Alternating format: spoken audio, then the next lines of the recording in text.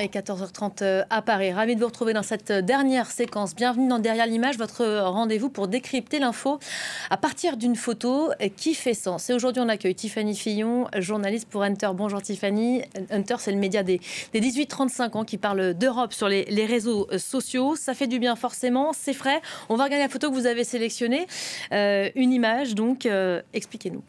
Oui, bonjour. Alors d'abord, j'aimerais vous demander, Elisabeth, à qui vous fait penser cette femme qu'on voit sur la photo? Alors, pas à moi. Il y a beaucoup trop de mousse. Et puis à la maison, il y a le conjoint qui fait la vaisselle aussi. Oui, c'est ça. C'est vraiment le principe quand même de ce dont je vais vous parler, de cette tendance sur les réseaux sociaux qui est en plein essor en ce moment et qui s'inspire en fait de l'image de la femme au foyer parfaite, façon petite maison dans la prairie, Mad Men. Ça fait vintage, effectivement, oui, cliché là. Complètement. Voilà, on peut reconnaître un peu Brie Van de Camp, l'inspiration dans Desperate Housewives sur cette photo. Et donc, cette tendance sur les réseaux sociaux s'appelle la tendance des tradwives. Alors, pour voir un peu à quoi ça ressemble, je vous propose de regarder le tout début de notre documentaire. T'es déjà tombé sur ce genre de vidéos sur Insta ou TikTok? Genre des femmes en tablier, habillées comme des grands-mères, qui font leur propre beurre, leur propre chocolat. Oui, oui. Et qui cuisinent avec des bigoudis dans les cheveux. Ces influenceuses, ce sont des tradwives, épouses traditionnelles en français. J'étais en train de dire en off que ça fait presque envie. C'est vrai, quand on les voit faire leur pain, leur chocolat, leur beurre, on se dit ah ouais, ça a l'air génial. Et bien justement, c'est vraiment ça, en fait, le principe de cette tendance. Enfin, c'est vraiment, aujourd'hui, ça marche énormément. Et il y a énormément de vidéos qui sont faites sur le sujet, de plus en plus d'influenceuses tradwives. Et ça fascine un peu, en fait. Et c'est ce qu'on explore, en fait, dans notre documentaire. C'est vraiment ça, le sujet. C'est pourquoi, en fait, ça fonctionne. Et d'ailleurs, à ce sujet-là, en fait, il y a vraiment une raison qui explique ce succès. C'est le fait que ces femmes au foyer parfaites sur les réseaux sociaux, ces influenceuses, sont vraiment se mettent à la place des femmes au foyer et disent, voilà, en fait... Vous avez perdu votre dignité peut-être en tant que femme au foyer parce que c'est ce que ressentent en fait ces femmes au foyer qui regardent ces vidéos. Mais nous, on vous apporte de la dignité en fait. Nous, on représente ces femmes au foyer fortes. Voilà, on peut être en fait à l'opposé de la femme moderne. On peut être épanouie. On peut voilà. Mais bon, ça c'est un modèle qu'elle montre. Derrière, il y a tout un narratif que justement on explique dans notre documentaire. Et je crois qu'avec une interview au passage, vous êtes intéressée à une personne en particulier, Sophie. Oui, belge. Tout à fait. Voilà. Alors c'est la femme que l'on voit sur la photo qui s'appelle Sophie, qui est la tradwife la plus connue de Belgique. Elle cumule 80 000 abonnés sur Instagram et TikTok. Elle aime les robes fleuries. Elle aime les robes fleuries et plein d'autres choses. Et dans ses contenus, on la voit se maquiller, cuisiner, faire des tâches ménagères. Bref, elle met en scène sa vie de femme au foyer. Et dans ses vidéos, elle cuisine en dansant. Alors un peu façon princesse Disney. Donc moi, quand j'ai vu ça, je me suis dit, bon, bah, c'est un peu curieux, c'est même un peu caricatural, mais ça m'a aussi donné envie d'en savoir plus, parce que Sophie, c'est pas du tout la seule à faire ça. Hein. Donc on a rencontré Sophie chez elle, pour qu'elle nous parle un peu plus de son mode de vie tradwife. Et j'aimerais juste dire que ça n'a vraiment pas été facile pour nous de décrocher cette interview, parce que c'est un milieu très fermé, en fait, le milieu des tradwives. On a eu du mal à en trouver une d'accord pour être filmée. C'est des influenceuses, donc elles sont dans le contrôle de leur image, et elles sont assez méfiantes vis-à-vis des médias. Donc il y a peu de médias qui ont réussi à décrocher des interviews avec une tradwife. Nous, on a réussi avec Sophie, qui a accepté de nous recevoir chez elle en Belgique. Vous nous disiez les raisons du succès il y a un instant, mais ces tradwives, est-ce qu'elles vivent vraiment comme ça, ou est-ce que c'est juste pour la caméra, la robe et le rouge à lèvres rouge, on l'enlève indépendamment de la vidéo ou pas? En fait, ça dépend, c'est un peu des deux, parce que nous, par exemple, quand on a été chez Sophie, on a reconnu la cuisine rose où elle tourne toutes ses vidéos. On a vu, il y avait des petits moules en cœur, des petites figurines de Blanche-Neige, tout ça. Donc on s'est dit, bon, ok, on est vraiment... Il y a quand même une appétence pour l'univers. Oui, c'est un univers, voilà. Et quand on allait chez elle, on a vraiment ressenti ça. Et en fait, d'un autre côté, quand on est passé dans le salon et dans les autres pièces de la maison, on s'est dit, mais en fait, c'est assez classique comme intérieur. Donc c'est là où on a réalisé qu'en fait, être tradwife tradwife, c'est non seulement être mère au foyer et le revendiquer sur les réseaux sociaux, mais c'est surtout vendre un univers, une esthétique, et puis vendre du rêve en fait sur TikTok et Instagram. Enfin voilà, c'est le métier d'influenceuse en fait. Et ça, et d'ailleurs, désolée, c'est quelque chose que Sophie, elle assume complètement. Elle nous a expliqué que en fait, elle était femme au foyer, mais elle se revendique comme tradwife. Et justement, je vous propose de l'écouter à ce sujet. On va l'écouter, Sophie. Tradwife dan zo misschien net iets verzorgder of zich netter kleden of zo dan de doorsnee huisvrouw misschien, om het op die manier te zeggen. Dus ja, misschien op dat gebied dat wel goed bij mij past. Omdat ik het wel een fijn woord vond. Toen had ik ook nog niet door dat het zo hier echt als extreem gezien zou worden, zowel in de politiek als gelovig. Être tradwife, est-ce que c'est connoté politiquement aujourd'hui? En fait, à première vue, quand on regarde ces contenus, on se dit qu'il n'y a rien de politique. Mais c'est quand on creuse qu'on voit qu'il y a des messages qui interpellent quand même. Par exemple, Sophie, elle dit très souvent qu'elle fait des tâches ménagères ou la cuisine pour son mari. On a aussi des tradwives qui disent que le rôle naturel de la femme, c'est d'être au foyer et de ne pas travailler. J'ai aussi vu une tradwife dire « mettre Dieu, mes enfants et mon mari au centre de ma vie, c'est ça qui fait que je suis tradwife ». Donc en fait, ça, c'est des propos qui ne sont pas neutres politiquement. C'est quand même une vision conservatrice du monde. Enfin, voilà. On est d'accord. On est d'accord.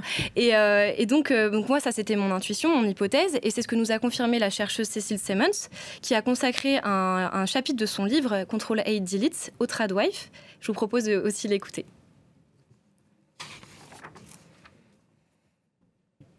Ce sont des contenus qui cherchent à parler aux femmes, mais qui en fait, dans leur vision du monde, se recoupent pas mal avec les contenus masculinistes qui sont véhiculés par des hommes. Dans les deux cas, on cherche un retour à une certaine norme qu'on estime naturelle. Voilà l'idée que les hommes seraient masculins et que les femmes seraient féminines, et que les hommes ont en fait un certain droit de contrôle sur le corps des femmes.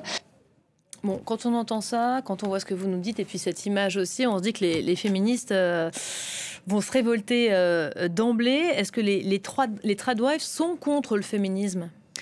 Alors, pareil, ça dépend en fait. Elles sont assez ambivalentes sur le sujet, mais en fait, il faut dire quand même qu'il y en a qui le sont antiféministes et qui le disent clairement sur les réseaux sociaux. Elles vont dire par exemple que le féminisme, donc le fait juste de défendre l'égalité entre les hommes et les femmes, est allé trop loin. Elles disent par exemple qu'il a servi les femmes parce que le féminisme pousse les femmes à travailler comme des hommes, à subir la pression du monde du travail, voire à s'oublier, alors qu'une vie plus paisible et plus simple est possible. Sous-entendu, une vie de tradwife est possible. Ça, c'est vraiment leur narratif autour du féminisme. Après, il y en a aussi qui s'expriment pas du tout ou peu sur le sujet. Et c'est le cas de Sophie. Du coup, on a été lui demander son avis sur le sujet. Et elle répond qu'en fait, être tradwife et féministe, c'est possible parce que, en fait, si une femme décide de vivre comme elle l'entend, sous-entendu comme tradwife, eh ben, il faut l'accepter. C'est un choix libre et éclairé de la part de cette femme. Alors, nous, ce qu'on explique dans le documentaire, c'est que c'est surtout un argument rhétorique, en fait. Parce que le féminisme, bon, ça va plus loin que ça quand même. Voilà. Et surtout quand on voit les images, c'est quand même fait de plein de clichés. Il y a des messages politiques qui sont envoyés. Est-ce qu'on sait de quel bord politique sont ces tradwives aujourd'hui ? Alors, comme je disais, en fait, comme je dis depuis le début, c'est vraiment les tradwives, c'est une galaxie de profils complètement différents. Et donc, c'est très difficile de savoir, d'avoir une homogénéité, en fait, en termes de partis politiques, d'idées politiques autour de ces tradwives. Nous, pour en savoir un peu plus et vraiment comprendre, on a fait appel à la start-up française Bloom, qui analyse les tendances sur les réseaux sociaux grâce à l'IA et qui a étudié le phénomène des tradwives sur ce sujet, pour notre documentaire. Et donc, les experts de Bloom n'ont pas trouvé de lien probant entre des partis politiques et des influenceuses tradwives. Moi, au cours de mes recherches, j'ai pas trouvé vraiment de lien très fort en fait entre tout ça. Alors après, la seule exception, je dirais, c'est les américaines. Parce que je suis tombée sur plusieurs contenus. On les voit défiler derrière vous pendant que vous parlez. Il y en a quand même, il y en a pour tous les genres. Hein. Oui, tout à fait. Et ouais, parce qu'en fait, si vous voulez, je suis quand même tombée sur pas mal de contenus qui disaient, qui se réjouissaient un peu, les femmes se réjouissaient, ces tradwives, que Donald Trump soit président, par exemple, ou appelaient à voter Donald Trump. Donc, j'en ai vu. Mais par contre, des Françaises et des Européennes qui vantent une personnalité politique, ça, j'ai pas vu, pour le coup. Et j'ai pas trouvé de preuves qui montrent qu'elles militent sur le terrain pour des partis conservateurs ou d'extrême droite. Et en fait, c'est ce que me disait la chercheuse Cécile Sammons, si elle ne parle pas ouvertement de politique, c'est parce que c'est clivant. En fait, la politique. Et ça fait pas bon ménage avec le business. Et il faut vraiment prendre en compte que ces tradwives, c'est des influenceuses. Donc elles, leur but, c'est d'avoir des abonnés, c'est d'avoir des likes, c'est de vendre en fait, de nouer des partenariats avec des marques en fait. Donc forcément, parler de politique. Voilà, vous nous parlez de ces univers, ces mobiliers notamment, qui étaient mis en lumière dans les vidéos proposées sur les réseaux sociaux. Est-ce que ça rapporte d'être tradwives aujourd'hui ? Alors ça dépend, en fait, il y a des tradwives, la plupart américaines, qui, grâce à leur activité sur les réseaux sociaux, sont vraiment devenues richissimes, hein, mais c'est vraiment pas du tout la majorité. Il y en a certaines qui étaient surtout riches de base, et d'autres qui ont un mari riche. Et ça, c'est vraiment quelque chose qu'elles disent. Hein. Elles disent si vous vraiment... On sort pas du cliché, là. Hein. Non, mais oui, complètement.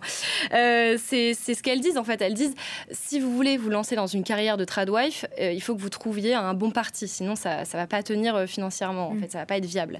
Mais en fait, il faut dire quand même que la plupart de ces influenceuses, surtout les européennes qui sont moins connues, elles ne roulent pas sur l'or, en fait. Hein. Vous parliez du mari riche il y a 2 secondes, là. Ça veut dire pas d'indépendance financière vis-à-vis de l'époux ? Oui, en fait, elles sont, pour la plupart, dépendantes financièrement de leur mari, sauf quand elles gagnent énormément d'argent grâce à leur activité. Minorité. Mais donc voilà, c'est ce qu'on disait, une minorité.